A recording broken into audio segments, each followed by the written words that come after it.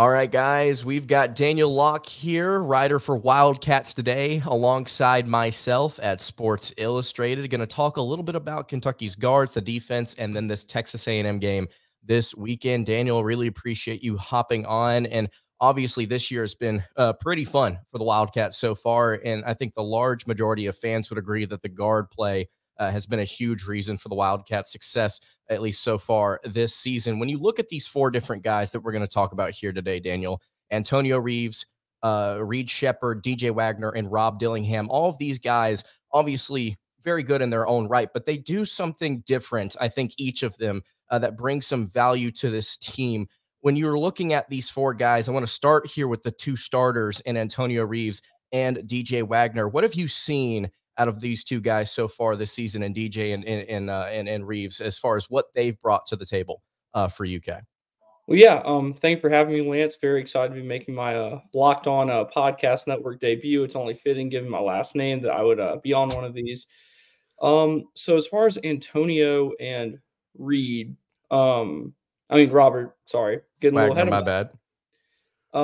So I see two prolific scorers. Antonio a little bit more than Robert.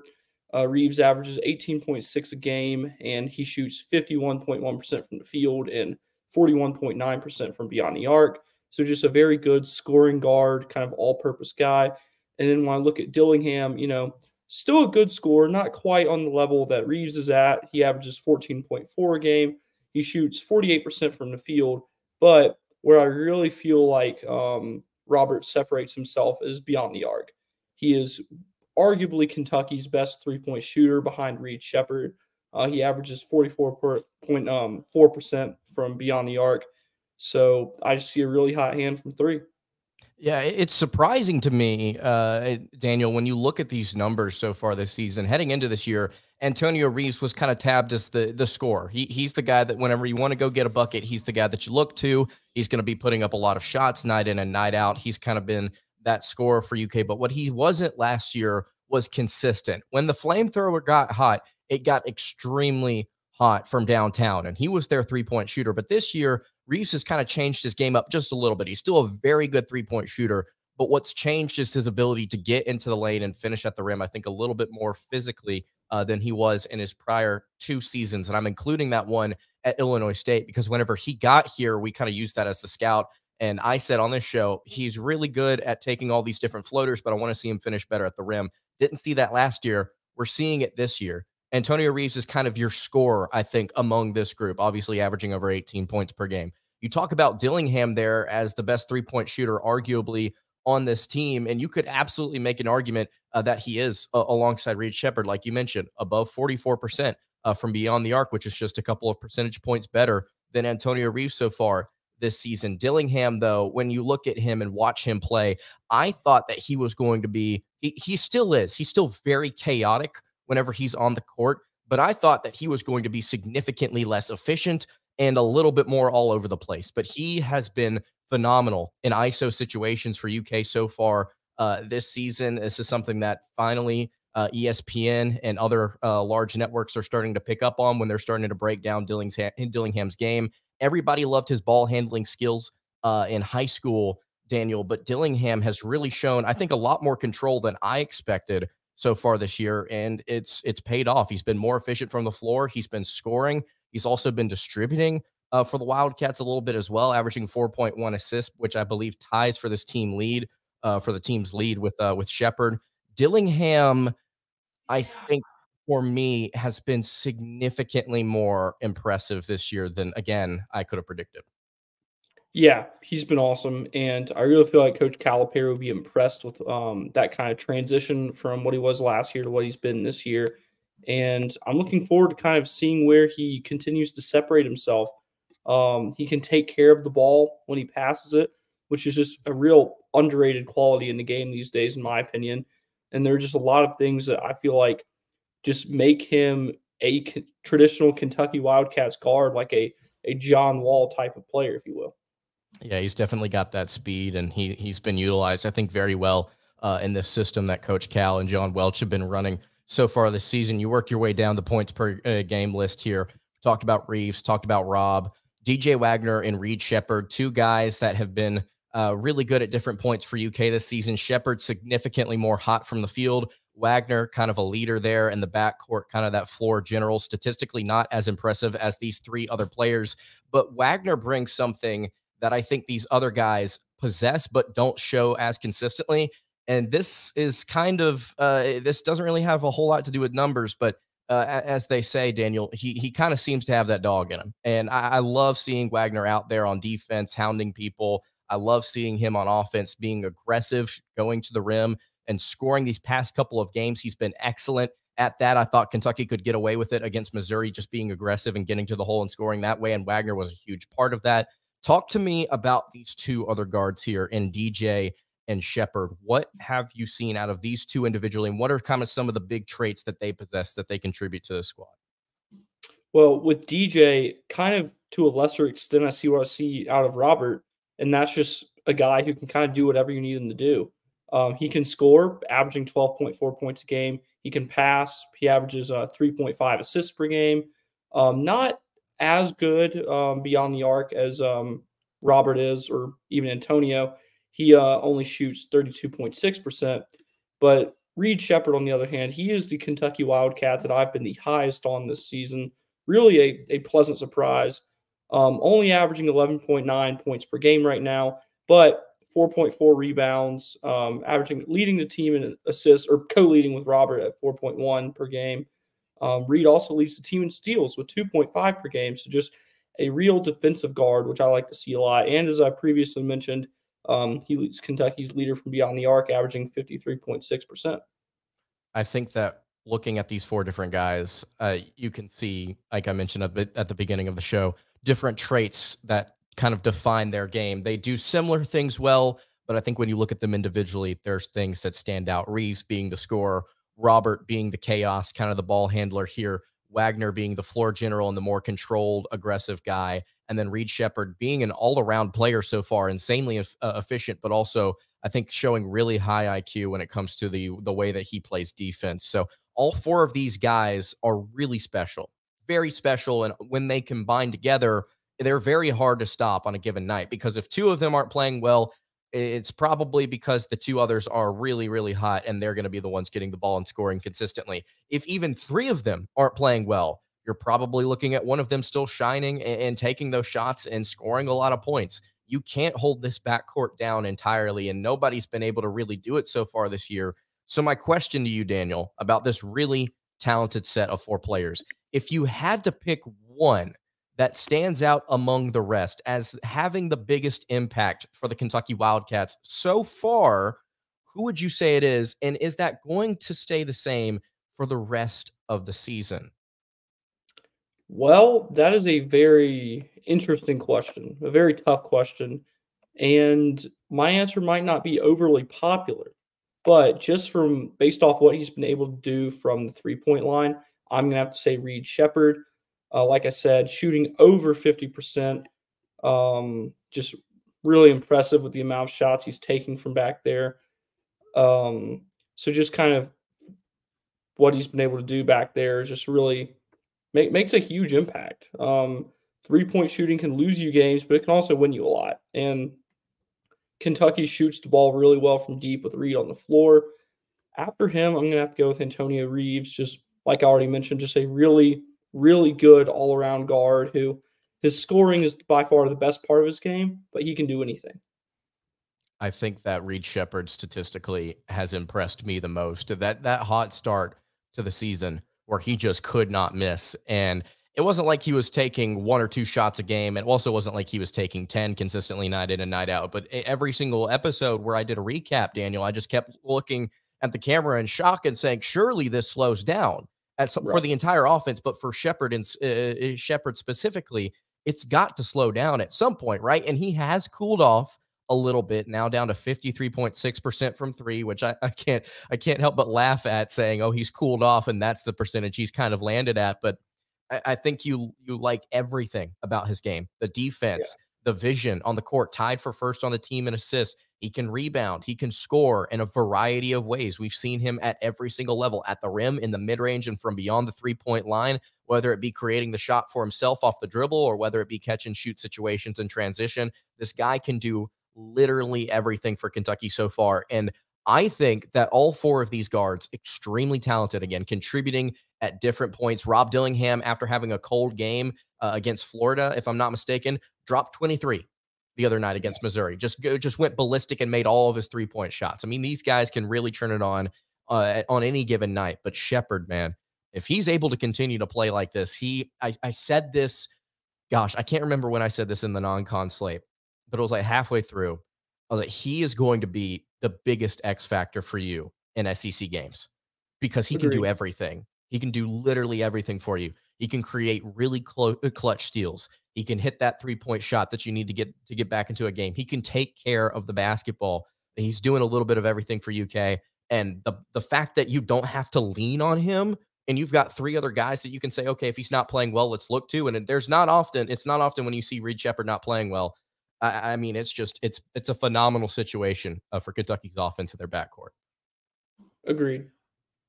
So I want to kind of shift the focus here, Daniel, in a second, talking about these offensive guards and what they do so well. I want to switch to defense. It's been a topic here on the show for a while now, talking about where Kentucky is in terms of adjusted efficiency, where they may land, how their big men are performing, how they switch, all these different things. I want to get your thoughts on this defense in just a second. Before I do that, though, guys, I want to tell you guys about our friends over at Game Time. Let's say somehow you're in the College Station area this weekend as a Kentucky fan and you don't have tickets to the game and you want to get some at the last minute. Well, Game Time is the place to go. You should not have to worry when buying your tickets to the next big event. And Game Time is the fast and easy way to buy tickets for all different events in your area: sports, music, comedy, and theater. They've got killer last minute deals, all in prices, views from your seat, and their best price guarantee. They take the guesswork out of buying tickets. They also have the Game Time guarantee, which means you'll always get the best price. And if you find tickets in the same section and row for less, Game Time will credit you 110% of the difference. I used Game Time quite a bit this college football season in 2023 to travel and go to different games. It was a lot of fun. Game Time helped me out getting some last minute tickets to some really sweet spots across different SEC venues, I might say. So I really, really loved working with Game Time. It was incredible. And you need to download the Game Time app today. And when you create an account, you can use code LOCKED ON for $20 off your first purchase. Terms apply. Again, create an account and redeem code LOCKED ON, LOCKEDON, for $20 off. You need to download Game Time today. Last minute tickets, lowest price guaranteed. All right, continuing along here on the Thursday edition of Locked On Kentucky, Lance Dawe, Daniel Locke hanging out here with you. Daniel, before we continue, tell everybody where they can find your content, man. Well, you can follow me on Twitter or X, whichever you prefer, at Daniel J. Locke. I'm like Lance. I do a lot of things with Sports Illustrated. Obviously, Wildcats today. Auburn Daily, I've taken on a bigger role there. Braves today, if you're an Atlanta Braves fan. Or if you're just an Auburn fan, you can find more of my written work over at 1819 News. I would appreciate you checking that out. And yeah, that's pretty much it. Absolutely. Yeah, some of us here on this podcast are Braves fans. Some of us here are Daniel Ortiz themselves. So if you're a Red Sox fan, you may want to tune into Daniel's Twitter as well, because I'm sure whenever the Sox are doing well, he'll have something to say about it. So, all right. So we talked. Or when they're doing poorly. That's probably where you're going to find your Red Sox content over at Daniel J. Locke. Over on Twitter or X, again, whichever you prefer. It's Twitter for me, personally. It's always going to be sure. So we talked about the guards. We talked about what they do on both sides of the ball, but specifically on offense, these guys really do contribute. But there has been an issue for Kentucky basketball through these first 14 games, and it's been the defense. And it's not been collectively terrible. I mean, when you look at the points per game average, a little over 74 points per game the Wildcats are giving up on defense. That's bad. But when you look at the adjusted efficiency, when you look at the statistics on KenPom, when you look at what they have to say about how UK's performed on that side of the ball, it's really not that bad. But gosh, it feels like it could be so much better. So as the season has gone on, we here at Locked On Kentucky, every single game, just about, it feels like, Talk about that number, adjusted defensive adjusted defensive efficiency. And on KenPom, Kentucky ranks 47th nationally in that category. In case any of you out there don't know, there are 363 teams in Division I college basketball. As you start to get into that bottom third, though, you really start to scrape the bottom of the barrel in terms of what's actually good talent, what is good defense. And so Kentucky being 47th, I mean, that's still not bad. It's kind of teetering on not necessarily where you want to be as far as championship contender goes. But I've continued to say, Daniel, and I want to get your thoughts on this. I've continued to say so far this season, it feels like it can get better, and it should, because of the youth of this team growing up as this SEC slate goes on. I expect it, if it's not good by the end of SEC play, it's good heading into the postseason. Heading into the postseason, yeah. Kentucky's kind of collected themselves. So where do you see this Kentucky defense going, and will they end up getting better? I do think they'll end up being better. Like Coach Calipari said in his post-game press conference after the Missouri game the other night, that the SEC is a hard league now. And the boys get separated from the men very, very quickly. And I think just Kentucky's in that little stretch right now. They're young, and they've just got to figure a lot of things out. But I think towards the end of conference play, and like Lance said, in KenPom's adjusted defensive efficiency right now, they rank 47, which you're behind teams like Boise State and Utah State at that point. So really not great. But I think the peak for them is to be in like the 25 to 30 range in that category. Yep. I'm not going to say that I think they're capable of being the best defensive team in the country this year, because I just don't think that's in the cards. But definitely much better than where they are. Yeah. So far, I have said Kentucky can reach about where you just said 25 to 30. But before the SEC slate started, I put out an episode detailing 5 different things I wanted to see out of UK to classify the slate as successful, outside of obviously a good record, which we talked about that in the episode, but 5 different things. And some of it was statistical. Some of it was to do with individual players. But I think the first thing I led with was Kentucky climbing inside the top 40 or higher in adjusted defensive efficiency, because they had been hovering at about 50 to 52nd for a few weeks. And I said, Kentucky, as far as their personnel goes, they've got height, they've got physicality, they've got athleticism, they can defend the rim better, and they can rotate and switch better than they have so far this season. They can communicate better. They can just improve as a whole. And on top of that faith in them developing as players, I also just had a guesstimation. Hey, the SEC is usually extremely physical. It's going to be a dogfight every night. You're going to see lower scoring games, and therefore you're going to see a Kentucky's efficiency likely rise, because other teams and Kentucky are just not simply going to be scoring as much as they had in the non-con slate. More difficult opponents will produce that. We actually had a listener ask a question about whether or not SEC defenses were legitimate, and I thank them so much for that, because I got to talk about numbers for 20 minutes, explaining that kind of, but we'll see.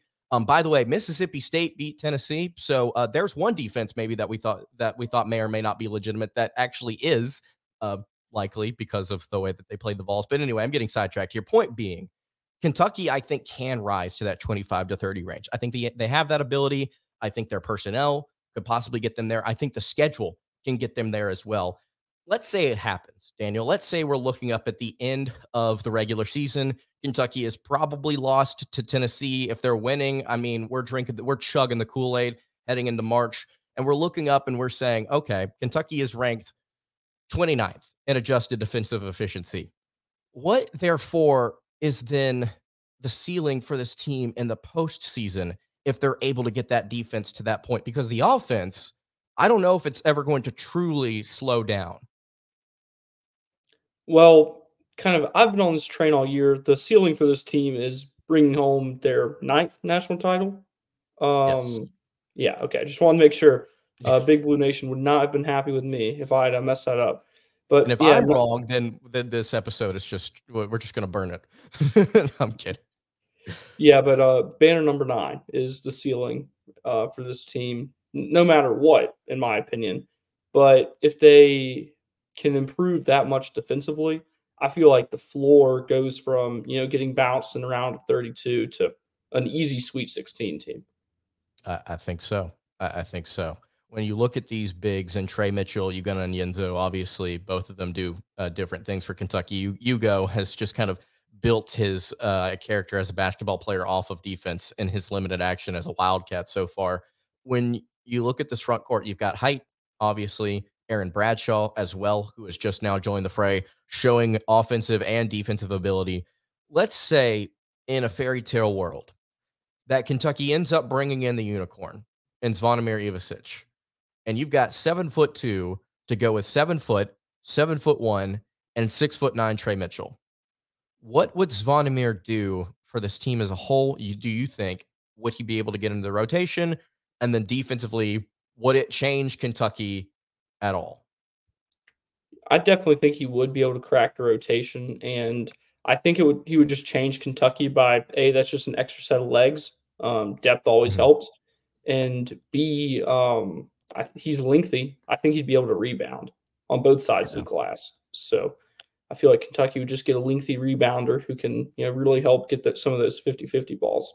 And that honestly may prove to be more effective for Kentucky because of how poorly they've been on the offensive glass. And that's something, actually, to go back to adjusted defensive efficiency, I've speculated for weeks that something that really brings up somebody's efficiency on KenPom on either side of the ball is whether or not they can grab rebounds. Because if you go and look at Texas A&M, and we'll talk about the Aggies in a second, actually, their offense was like top 5 in the country just a couple of weeks ago. And it's because their offensive rebounding percentage is first, even though they're one of the worst three-point shooting teams in the country and in the bottom third nationally in terms of two-point percentage. Their effective field goal percentage is terrible. They can't shoot, but they grab their second chance opportunities and then they score off of them. Now that they've gotten into SEC play, they've still been able to grab offensive rebounds, but they've not been able to capitalize on them against LSU and Auburn, and their offense has dropped to 27th. So my speculation has been, if you can grab defensive rebounds and you can grab offensive rebounds and then score off of them, your numbers are going to look a lot better on this website. And so if Kentucky gets a guy like 7'2" Zvonimir Ivisic in, he could be somebody that also helps crash the glass in what would be just a frightening way. Because if you look, you'll see Kentucky out there at some point with 2 7-footers plus in the lineup, and it's just going to look like something out of a movie. It's going to be, or something out of 2K if you're creating characters and throwing them out there. So this defense, I think, can get better. We're going to have a big time test this weekend talking about the Texas A&M Aggies. They do a great job on the glass, I think, on both ends of the floor, but offensively especially. I want to talk with you, Daniel, just a little bit about this game tomorrow, what it could mean, talk a little bit about momentum in just a second. Before I do that, though, I want to tell you guys about our friends over at FanDuel. The NFL regular season is wrapping up, but there is still time to get in on the action with FanDuel, America's #1 sports book, because right now new customers get $150 in bonus bets guaranteed when you place a $5 bet. That's $150 in bonus bets, win or lose. The app is super easy to use. So many different ways to bet, like same game parlays. You can find bets in the new Explore tab. You can make a parlay in the Parlay Hub. They've got all kinds of popular parlays that you may want to lay down on, and more on top of that. So you need to visit FanDuel.com/lockedon and make your first bet a layup. That is FanDuel, an official partner of the NFL. All right, wrapping up the Thursday edition of Locked On Kentucky. Lance Dawe, Daniel Ortiz here with you. Really appreciate you making Locked On Kentucky your first listen every single day. If you have not subscribed to the channel already, I would really appreciate it if you went ahead and did so. If you're not listening on podcast, subscribe to the podcast feed, rather. I would appreciate it if you were there as well. Lance Dawe, Daniel Locke hanging out here to close this one out. Texas A&M on the road this weekend, heading into the SEC schedule. I was a little scared of the Aggies. I still am. I predicted Kentucky to lose this game when doing my predictions for the SEC slate.